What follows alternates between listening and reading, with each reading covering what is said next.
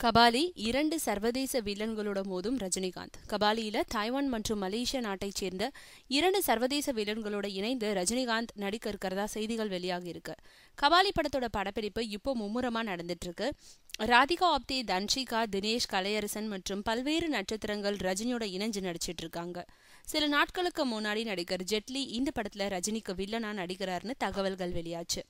ஆனா இயக்குனர் ரஞ்சித் இதுக்கு மறுப்பு தெரிவிச்சிருந்தாரு. இந்த நிலையில கபாலியில வில்லனா நடிக்கிறவங்க பத்தின விவரம் இப்போ வெளியாகி இருக்கு. தாய்வான் நாட்டை சேர்ந்த வின்ஸ்டன் சோ மற்றும் மலேசியாவை சேர்ந்த ரோஷியம் நோர் ஆகிய 2 பேரும் இதுல வில்லனா நடிக்க இருக்காங்க. வின்ஸ்டன் ஷோ பிரதான வில்லனா நடிக்க மற்றொரு வில்லனா ரோஷியம் நோரை படக்குழுவினர் ஒப்பந்தம் செஞ்சிருக்காங்க.